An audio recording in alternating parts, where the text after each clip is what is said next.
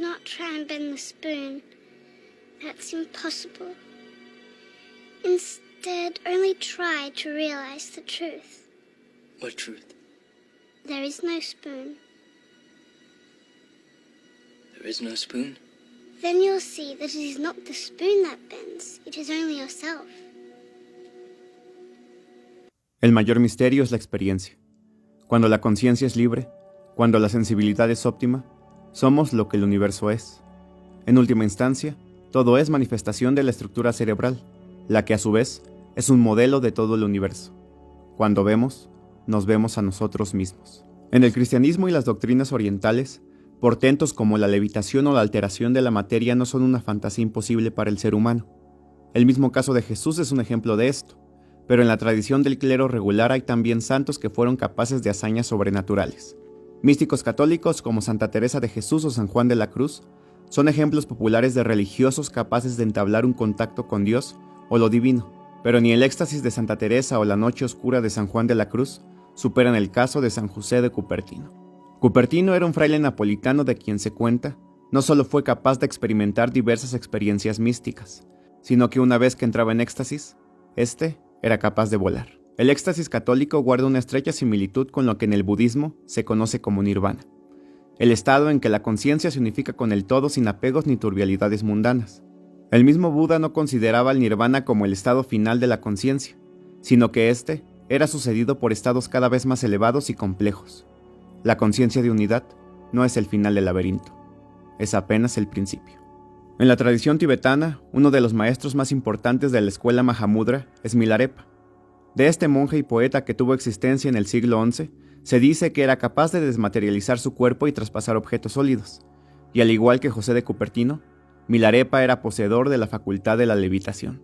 En tiempos más recientes, la meditación trascendental, que tuvo un auge importante en los años 60, consideraba que tanto el pensamiento como la materia eran dependientes de una matriz fundamental y mediante la práctica de la meditación, el meditador trascendental podía ser capaz de ponerse en contacto con esta matriz. Al ser el origen de todo, la matriz fundamental es el estado más puro del universo, y en ella distorsiones como la gravedad no existen. Por lo que si el meditador es capaz de conectarse con ella en su estado más elevado, podría dejar de ser dependiente de la fuerza gravitacional y levitar. La lista de doctrinas, ciencias antiguas y religiones que consideran factible la posibilidad de alterar la materia y sus leyes es larga. ¿Pero qué pasa con la ciencia? ¿Hay alguna teoría seria que se haya centrado en explicar estas posibles capacidades sobrehumanas?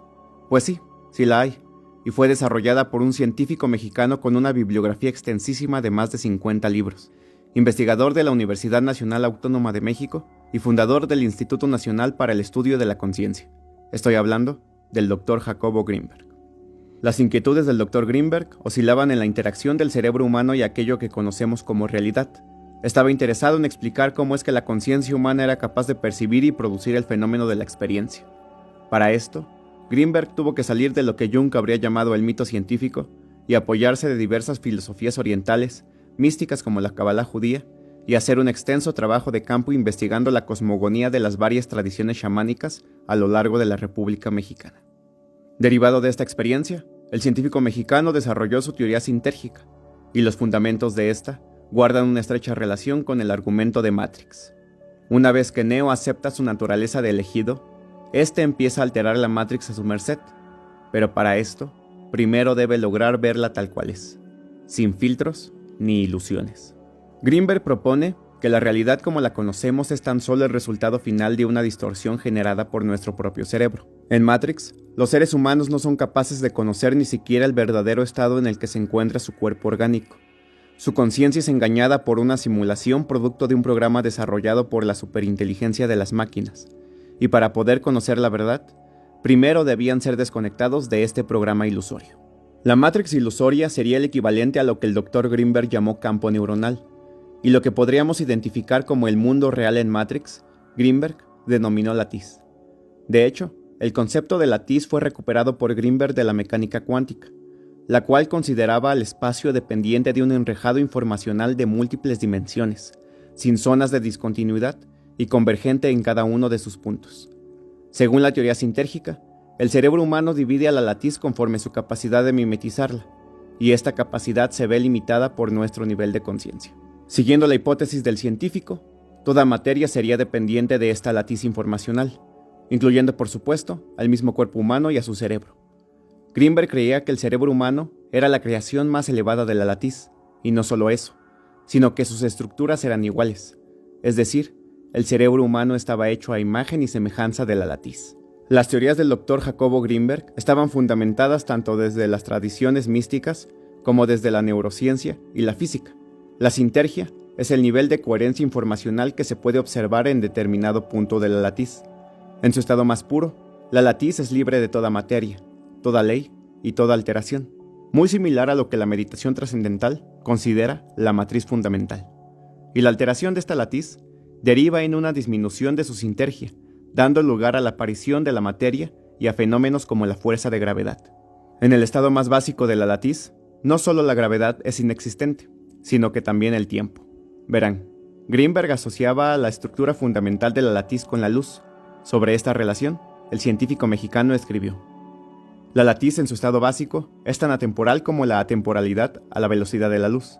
Esta correspondencia parecería señalar que en realidad lo que llamamos velocidad de la luz corresponde al estado básico referencial de inmovilidad de la latiz misma. La constancia de la velocidad de la luz independientemente de la velocidad de quien la mide señala en la misma dirección. En otras palabras, parecería que en el universo la referencia de inmovilidad es la de la luz, a la que erróneamente consideramos en movimiento, cuando en realidad es la manifestación del estado básico de la latiz. Con respecto a esta referencia inmóvil, todo tiene un transcurrir, y a eso lo llamamos tiempo. Greenberg consideraba que tal cosa como el tiempo era una ilusión producto de un nivel de conciencia de menor sintergia, lo que se traduce como una distorsión de la estructura básica de la latiz, producto del campo neuronal. En su estado más puro, la latiz no comprende pasado, presente o futuro, aconteciendo todo en un constante aquí y ahora. Esto me recordó mucho a los efectos que tiene la dietilamida de ácido lisérgico sobre el cerebro humano. Esta aumenta las conexiones neuronales y la relación entre hemisferios y lóbulos cerebrales es tal que la región encargada de controlar la función del yo es suspendida para dar lugar a procesos más importantes y condensar la complejidad de todos los elementos que componen la experiencia. La percepción del tiempo es alterada, y este parecería transcurrir de forma más lenta. Pero para decir tal cosa como que la percepción del tiempo es alterada, primero debemos suponer que existe una percepción del tiempo correcta o normal, y tal cosa no existe. Incluso sin la necesidad de sustancias alteradoras de la conciencia, el tiempo no transcurre igual para la conciencia humana. En un estado de alerta, estrés o ansiedad, somos más conscientes del paso del tiempo que en un estado de relajación, creatividad o plenitud. El hemisferio izquierdo está más asociado con la temporalidad que el derecho, siendo este último más asociado con la experiencia holística y considerado por Greenberg como el hemisferio de mayor sintergia. La actividad del hemisferio derecho es mayor cuando dormimos o meditamos, y justamente, la meditación es otro de los pilares del pensamiento de Jacobo Greenberg, pues incluso, el doctor mexicano desarrolló su propia técnica de meditación. En el video pasado, que si no has visto el enlace estará apareciendo ahora, analizamos las similitudes que tenían los personajes de Neo, Cristo y Buda, siendo estos tres representaciones de un mismo arquetipo: el sí mismo, el uno, la unidad, el que unifica. ¿Y quién es el que unifica? El que observa. El Vipassana es una de las técnicas más populares de meditación budista. Se centra en un primer nivel, en observar el proceso respiratorio y poco a poco integrar otros elementos de la experiencia tales como las sensaciones corporales o los procesos mentales. La meditación autoalusiva de Jacobo Greenberg sería algo así como el Vipassana, pero llevado a un nivel más complejo, observando simultáneamente varios de los elementos de la experiencia. Tanto en un nivel avanzado del Vipassana como de la meditación autoalusiva, la dicotomía mente-cuerpo, adentro-afuera y observador y observado, desaparece para que el meditador se haga consciente que lo interno es un reflejo de lo externo. De hecho, no hay tal cosa como adentro o afuera. No hay tal cosa como objeto de observación y observante. Es todo una red complejísima de causalidades dependientes entre sí. Llega un momento en que cuando puedes hacer una observación simultánea de todos los componentes de tu experiencia, sucede algo extrañísimo. Hay una especie de umbral que se atraviesa y te conectas contigo mismo. Pero ¿quién es el ti mismo con quien te conectas? No se puede describir porque está unificando todo aquello. De alguna manera la técnica de incorporar observación a la observación y de hacerla simultánea te hace llegar a un umbral en donde todas las concepciones que tenías de ti mismo desaparecen y te conectas con algo que está más allá de esas concepciones, pero mucho más cerca de ti mismo que nunca antes. Y te das cuenta además que ese ti mismo es inseparable de la totalidad. Decir esto es muy fácil. Lograrlo. Traten de prestarle atención a su respiración por media hora sin identificarse con alguno de sus pensamientos o emociones y se darán cuenta porque hay más gente tratando de ser millonaria que tratando de alcanzar la conciencia de unidad. Para el científico mexicano, términos como el nirvana, el éxtasis y la muerte del yo se referían todos a una sola cosa, y esta es la conciencia de unidad. El punto omega donde el campo neuronal funciona en total coherencia con la estructura básica de la latiz y por fin, vemos a la Matrix tal cual es. ¿Han oído a la gente religiosa decir que Dios está en todas partes pero no lo vemos? Pues es verdad. El Dios cristiano sería algo así como la representación religiosa de la latiz. Y no solo eso. En el taoísmo, el Tao también sería otra forma de entender a esta matriz fundamental de la cual todo depende. El Tao que puede ser expresado no es el verdadero Tao. Sin nombre es el principio del universo y con nombre es la madre de todas las cosas. Desde el no ser comprendemos su esencia y desde el ser solo vemos su apariencia.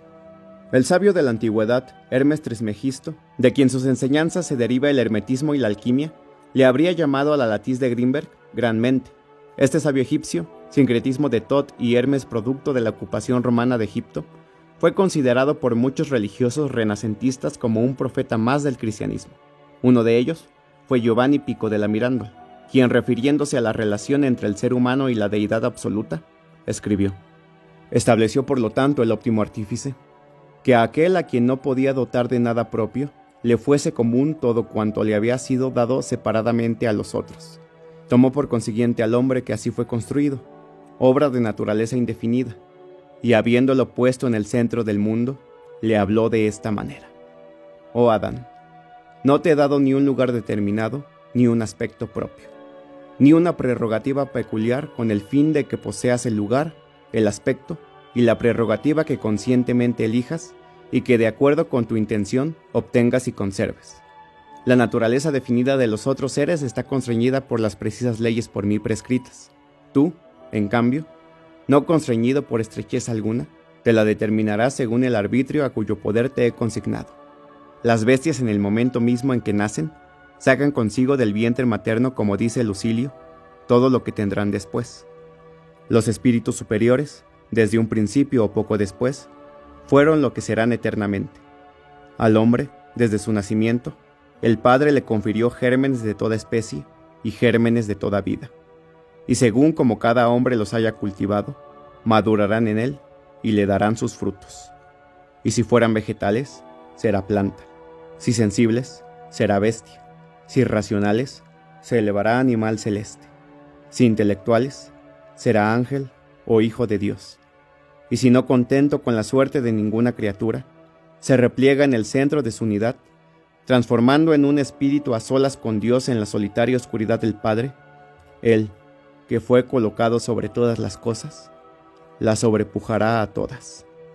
Pico della Mirandola consideraba que Dios le había otorgado al ser humano el libre albedrío para decidir por él mismo su naturaleza. Podía dejarse llevar por el infierno de sus pasiones, sus impulsos y sus deseos más mundanos, o en cambio, aceptar y dominar a la bestia para reencarnar en la forma más elevada posible. Bajo esta perspectiva, la conciencia del ser humano es capaz de fundirse en una sola con su Creador, y el ser humano es potencialmente un ser divino que puede superar los lastres de la carne y reivindicar su lugar como parte de la conciencia de unidad. Pero a diferencia de las bestias, las plantas y los objetos inanimados, quienes forman parte de la creación pero no son conscientes de esto, el ser humano está bendecido con la conciencia de pertenecer a un organismo superior a él que todo lo comprende.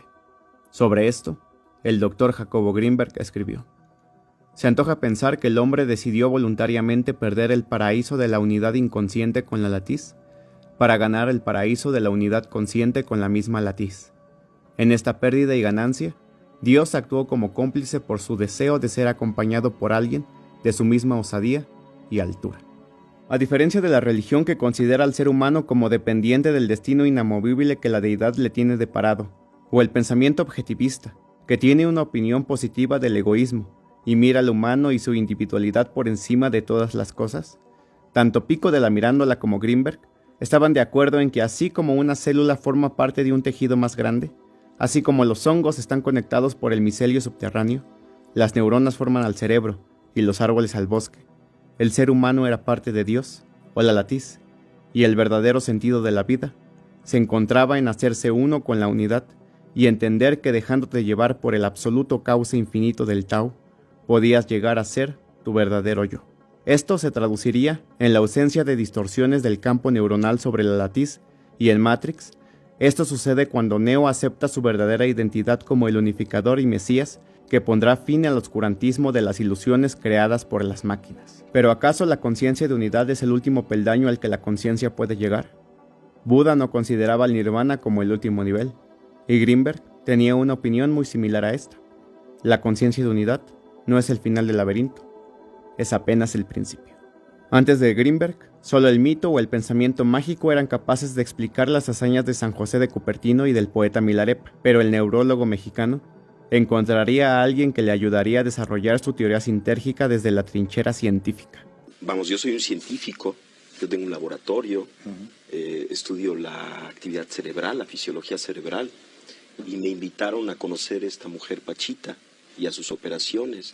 Y lo que yo vi ahí, en principio, contradecía todo concepto y todo conocimiento que yo tenía acerca de la realidad.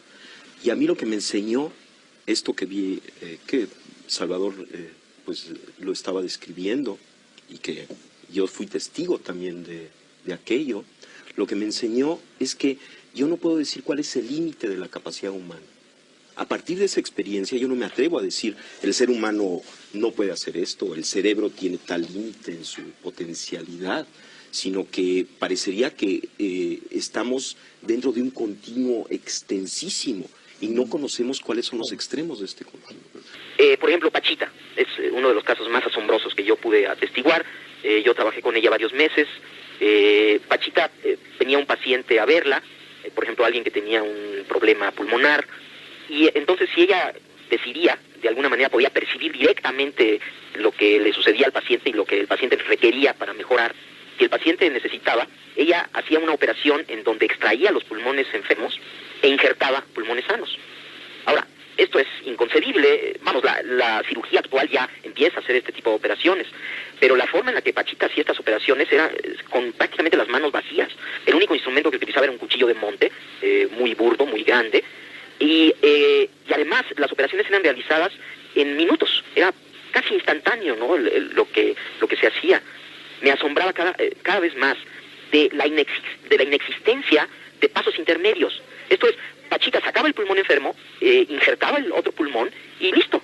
De alguna manera todo quedaba arreglado, como si no hubiera necesidad de una serie de procesos que normalmente uno supone que deben de ocurrir para la interconexión de los órganos injertados. Y al preguntarle al Pachita qué pasaba, cómo es que hacía este portento, ella decía que el proceso simplemente ocurría así. No solamente operaciones de pulmón, sino de corazón, de cerebro, cosas verdaderamente extraordinarias, siempre tenían esta característica en donde parecería que Pachita estaba localizada como ser sentiente, como ser sensible, en un nivel de la realidad en donde lo que ella deseaba ocurría. Yo he tratado de explicar esto en muchas formas y la verdad es que no he tenido mucho éxito, y lo último que he pensado, que le voy a platicar, es lo que más se acerca, de acuerdo con mis ideas, a un posible entendimiento de lo que sucedía. Decía antes que el cerebro, al interactuar con este campo informacional preespacial, como resultante final, crea la realidad perceptual. Ahora, lo que yo he pensado es que esta realidad que se crea, que es el producto final de un proceso cerebral, una vez creada, tiene una existencia real. Esto es, lo que estamos viendo, los colores, las formas, existen en el nivel en este nivel que estoy mencionando. O sea, son al mismo tiempo un producto final de un procesamiento, pero ya que está esto, tienen existencia real. Pero existen como conciencia. No existen como materia, sino existen como conciencia. De acuerdo con esta idea, Pachita estaba localizada en esta conciencia directamente, ya en la creación. Ya no había proceso. Y las leyes de esta conciencia, que llamamos mundo, que llamamos objetos, que en realidad es pura conciencia, de alguna manera ya las manejaba.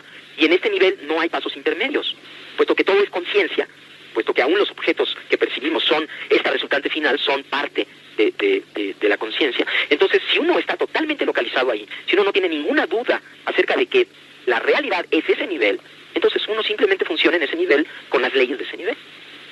La experiencia de Grinberg trabajando al lado de Pachita puede ser encontrada en el volumen 3 de su estudio Los chamanes en México y en sus tomos Pachita y Cuauhtemotzin de las manifestaciones del ser. Los portentos naturales que era capaz de hacer Pachita, materializar órganos y operar enfermos sin necesidad de un quirófano sofisticado, no solo fueron registrados por Jacobo, Alejandro Jodorowsky y el psicólogo estadounidense Stanley Krippner darían testimonios muy parecidos a los de Grinberg sobre las habilidades de Pachita. En su última edición de la teoría sintérgica, Grinberg explora una explicación seria de los portentos de Pachita, considerando que ésta era capaz de generar un campo neuronal de total coherencia con la latiz y, por tanto, para Pachita la relación tiempo y espacio era percibida de forma distinta a la de un ser humano con una conciencia común. Nuestra capacidad temporal de distorsionar la latiz es generalmente efímera. Cada 50 milésimas de segundo creamos una imagen visual que no permanece estática, sino que desaparece para dar lugar a una siguiente imagen que se funde con la primera a través de lo que don Juan Matus llamaba pegamento de la realidad, dándonos así la ilusión de continuidad. Lo mismo acontece con los sonidos, los cuales se funden unos con otros en un continuo proceso de creación y muerte. Cabría hacer la pregunta, ¿qué pasaría si pudiéramos expandir la duración de un percepto visual? Se antoja pensar que en ese caso lograríamos materializar los objetos creados por nuestro funcionamiento cerebral. En otras palabras, fijaríamos las distorsiones de la latiz dadas por la interacción con nuestro campo neuronal. Que esta posibilidad pueda ser realizada, no me cabe la menor duda. De hecho, algunos de los chamanes mexicanos, tales como Pachita, eran capaces de materializar objetos y aún órganos biológicos. En la permanencia de la percepción sensorial y del pensamiento, se encontraba la clave para terminar de explicar las capacidades sobrenaturales de Pachita, y su relación con la física, el concepto de la luz y el tiempo eran ya vislumbradas por el científico mexicano. De hecho, la paradoja Einstein-Podolsky-Rosen, que fue comprobada en 1982 por el físico Alain Aspect, le ayudó a Jacobo Grinberg a desarrollar su teoría del potencial transferido.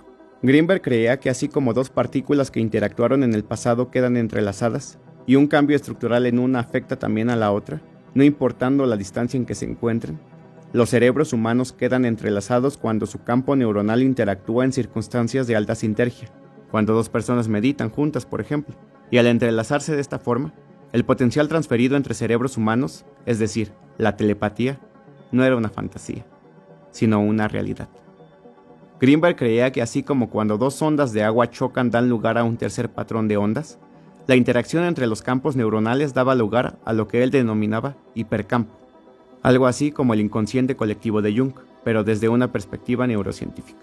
Grinberg realizaría en 1994 un experimento donde su teoría del potencial transferido quedaría comprobada. Conectándose telepáticamente con un colega de la India, Jacobo viajaría a aquel país el 8 de diciembre de 1994 para dejar listos los preparativos previos al experimento y regresar a México a realizar la conexión. Sin embargo, el doctor Jacobo Grinberg jamás tomaría tal vuelo y desaparecería de la faz de la Tierra junto con los avances de su teoría de potencial transferido y otras tesis.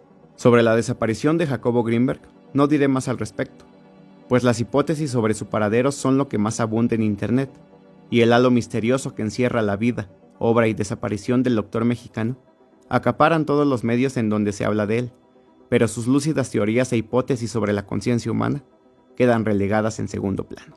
Hace poco se estrenó el documental del cineasta Ida Cuellar llamado El secreto del Dr. Grinberg, donde se logró un contacto con el encargado de investigar la desaparición del doctor. El comandante Clemente Padilla tenía pruebas suficientes para demostrar que Grinberg había sido secuestrado por elementos encubiertos de la CIA y se encontraba recluido en la ciudad de Boulder, en Boston. Años después, se desclasificaron documentos secretos de la CIA sobre experimentos de telepatía que ésta realizaba, y el nombre del Dr. Jacobo Grinberg aparece dentro de dichos informes clasificados.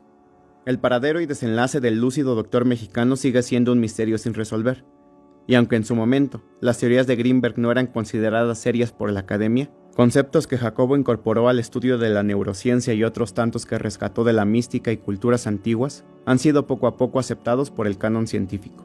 A alguien tan adelantado a su tiempo, solo el tiempo le dará la razón. Considero que el aporte más grande que Jacobo le hizo al mundo fue haber superado los límites de la ciencia para explicar eso que ningún mito, escuela o lenguaje son capaces de contener, a pesar de que sus colegas lo miraran por debajo de los hombros. Bueno, primero, no entiendo por qué alguien se toma el atributo de juzgar el entendimiento de los otros. O sea, es muy extraño. Pico de la Mirandola escribió algo muy digno de citar para una situación como esta. Es verdaderamente de mente angosta encerrarse en una sola escuela, sea ella la del pórtico, sea la academia. Giovanni Pico de la Mirandola fue envenenado por la Iglesia Católica, pues su concepción de Dios no era muy del agrado del clero. Que no nos sorprenda que el hombre, siendo su propio verdugo y velando por sus intereses, condene a todo aquel que quiera ofrecerle al mundo el fruto del conocimiento.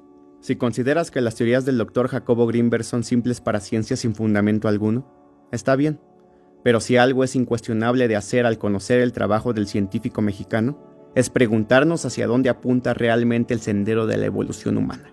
Es que la inteligencia artificial, los sistemas y mecanismos de sistematización de tareas aplicados a la industria, los dispositivos digitales o los viajes interespaciales son realmente evolución. ¿Es acaso toda esta parafernalia realmente necesaria?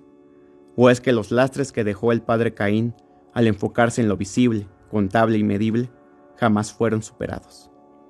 Tal vez llevamos años mirando hacia el lado equivocado y hemos renunciado al potencial infinito de nuestra inteligencia por unas cuantas monedas de oro. Tal vez todo este tiempo hemos buscado la respuesta en el lugar equivocado. Como diría nuestro amigo del video pasado, quien mira afuera, sueña. Quien mira adentro, despierta. Si te gustó este video, no olvides darle me gusta y comentarme tu opinión. Si quieres ver más contenido como este, te recomiendo te suscribas al canal y actives la campana de notificaciones. Pero sobre todo, te pediría que compartas este video con tus amigos o en tus redes sociales y así ayudes a que cada vez más seres humanos se encuentren en la noble tarea de ver la Matrix tal cual es. Hasta la próxima.